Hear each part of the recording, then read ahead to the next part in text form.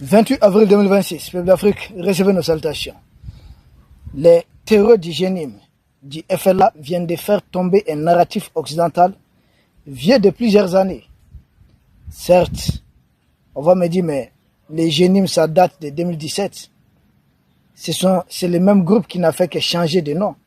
En 2012, quand 2 tiers du territoire malien ont été envahis, c'était bien sûr Ansardine, Akmi, Moudjao, qui se retrouvent tous dans GENIM. Même Koufa qui s'y ajoute, il était un membre d'Ansardine. Donc nous avons à peu près affaire au même groupe.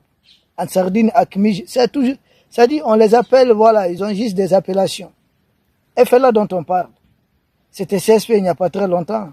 Avant, c'était la CEMA, leur coalition. Avant la CEMA, c'était le MLA qui évolue en 2012. Donc il s'agit des mêmes groupes. Mais jusque-là, il y a un narratif occidental qui faisait croire. Et d'ailleurs, c'est un narratif qui a servi à manipuler beaucoup de politiciens maliens à l'époque, c'est-à-dire nos régimes passés ont été trompés par ce narratif. Que non, il faudrait négocier avec les séparatistes pour ne pas diviser les territoires maliens. Et que les GENIM, c'était des terroristes purement purs et durs qu'il faudrait combattre. Nous avons tout le temps dit que ces groupes-là sont tous des groupes d'influence extérieure. C'est la même chose. C'est des groupes qui sont manipulés par certains pays pour des intérêts à l'intérieur du territoire malien ou le sous-sol malien. Et le temps nous donne raison finalement. Les terreurs du GENIM et du FLA s'affichent. Et d'ailleurs, lors du bombardement d'un bateau malien où il y a eu un carnage et un massacre de civils, et nous avons très vu les fameuses ONG en parler. D'ailleurs, Wassim Nasr se donne le plaisir de dire que les groupes terreux invitent les ONG à condamner le Mali. C'est triste. Les mêmes groupes, les mêmes ONG qui gardent un silence complice sur les massacres des civils à bord d'un bateau. Et déjà à cette époque, c'était les terroristes du GENIM, les terroristes du FLA. Parce que le Mali était en marche pour aller libérer Kidal. Donc, depuis cette époque, ces groupes-là évoluent ensemble. Bien avant ça, en 2012, ces groupes ont travaillé ensemble, les massacres des camps d'Aguelog. Mais c'était qui et qui? C'était les mêmes groupes. C'était à l'époque, on a dit Akmi, Ansardine, MLA, mais ce sont les mêmes qui se retrouvent dans FLA et dans les GENIM. Mais à chaque fois, on a fait croire aux Maliens, non, laissez tel groupe de côté, ce n'est pas un groupe, discutez avec tel autre groupe. Mais en fin de compte, les gens commencent à découvrir qu'en réalité, il s'agit du même groupe, jouant un double rôle. D'ailleurs, c'est pourquoi quand il y a eu signature d'accords, des accords d'Alger de 2015 là, qu'est-ce qui s'est passé? On disait, avec cet accord, le Mali aura la paix. C'était un accord d'Alger pour la paix et la réconciliation. Mais depuis qu'on a signé cet accord, on a recensé plusieurs centaines de villages qui ont été déplacés, plusieurs milliers de morts. Alors on dit non, cette fois-ci, c'est les extrémistes radicaux, comme ils aiment les appeler, les ultra-radicaux, les islamistes, comme ils les appellent même. Notamment, ils pointaient des doigts les gens du GENIM. Et GENIM a été fondé en 2017, juste 2 ans après la signature de l'accord. Ils sont réconciliés dans un autre groupe. Donc ils gagnent des deux côtés, quoi. C'est comme une tontine, mais vous gagnez des deux côtés, doublement. Ils sont dans le cadre d'un accord. Et certains éléments, dès que le Mali met la main sur eux, les fameux groupes signataires disent non, il s'agit de nos éléments. Or, les mêmes éléments, ce qui était bizarre, l'armée malienne a patrouillé, sautait sur des mines. Mais jamais, au grand jamais, la partie signataire qui faisait également des patrouilles ne sautait sur des mines. Donc, comprenez, ce sont eux-mêmes qui posaient les mines. Nous avons signé un accord de paix avec des gens qui continuent de nous faire la guerre, mais avec un autre nom. Juste là, on disait, ah non, faites la paix avec, voilà, et les autres là, comment on les appelle? Que certains sont des rebelles, simplement. D'autres là, ce sont des terroristes.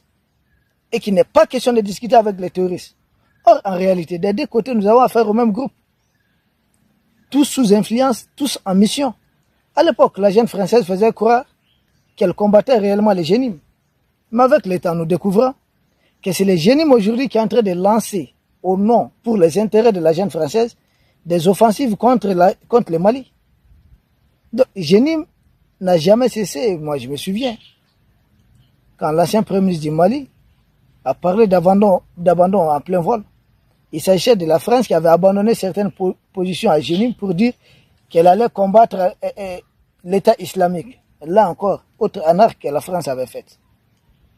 Donc nous sommes dans les mêmes logiciels, rien n'a changé. Jenim, terroriste du FLA, ça a toujours été les mêmes groupes qui travaillent pour les mêmes personnes. Certes, nous pouvons noter que Jenim est beaucoup plus algérien. Parce que dans Jenim, vous avez Al-Mourabitoun et vous avez l'autre groupe aussi, ACMI. Tous ces deux grands groupes sont dirigés par des ressortissants algériens. Ouais, non seulement des citoyens algériens, mais même Ansardine qui est dirigé par Yad Agali qui se trouve en Algérie. Amadou Koufa, c'est un bon petit à Yad Agali. Donc Jenim est beaucoup plus algérien. Mais l'autre là, FLA, qui est beaucoup plus français, même si les dirigeants du FLA actuellement, beaucoup seraient réfugiés du côté algérien. Donc nous avons fait, et puis certains dirigeants des FLA qui se trouvent aussi voilà, du côté de la Mauritanie. Nous avons affaire à des groupes comme ça, et puis les FLA qui est beaucoup plus en contact avec les Occidentaux que Jenim lui-même. Parce que les FLA, c'est carrément la jeune française. Les FLA, vous savez, beaucoup de ceux qui ont mené les dernières attaques, les attaques kamikazes, ont été formés par les instructeurs, on dit ukrainiens, et qui ont même accompagné jusqu'après sur le terrain. Au Mali, certains ont été neutralisés qui n'ont rien du malien. Ils ne parlent aucune langue du Mali, aucune langue malienne. Parmi ceux qui ont été arrêtés, certains oui, aucune langue malienne, même souvent pas le français. Des gens qui n'ont rien à voir avec le Mali, mais qu'on a utilisé parce que le plan est connu. Ils savent que Jenim ne pourra pas diriger et administrer le Mali comme ça. Ils ont certains qui sont préparés à l'étranger. Il faut peut-être pousser les choses. Vous savez, il s'agit d'une offensive de plus de 10 000 hommes sur toute l'étendue du territoire. C'est plus de 10 000 hommes qui ont été envoyés. C'est pas donné à toutes les armées de défendre ça à la fois, de défendre cette position. Mais nous avons défendu nos positions vaillamment. Ils ont été repoussés. Et le ministre de la Défense est tombé aux premières heures des attaques. C'est-à-dire ils ont commencé même par là, quoi. Une explosion, attaque kamikaze, à l'aide de quelqu'un qui fréquente régulièrement sa maison. Quelqu'un qui était il n'y a pas longtemps en Italie, en France. Je pense qu'il y a beaucoup de choses qu'il faudrait améliorer. Beaucoup. Mais l'heure n'est pas à ça. L'heure est à asseoir une victoire définitive du Mali dans ça.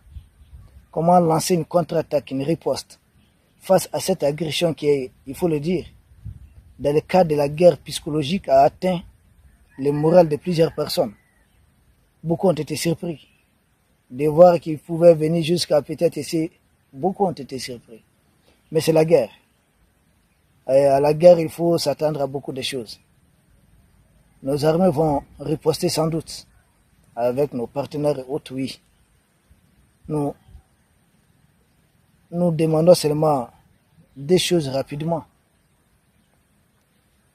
L'ouverture d'une enquête pour découvrir les failles éventuelles. Et de l'autre côté, lancer une mobilisation générale. Ne pas mobiliser les Maliens.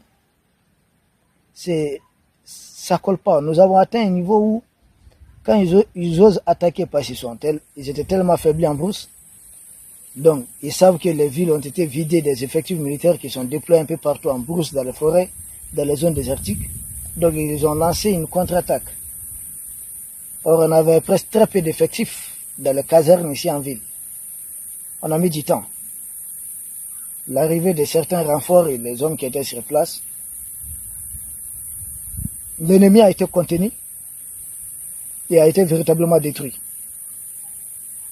Ah oui, en grande partie. D'ailleurs, hier 27 avril, certains d'entre eux qui étaient en débandade vers Kolokani c'est à 119 km de Kati, donc tout plus à 144 km de Bamako, 145. Ça doit être à peu près ça, approximativement. Beaucoup d'entre eux ont été neutralisés. parce qu'ils étaient, voilà,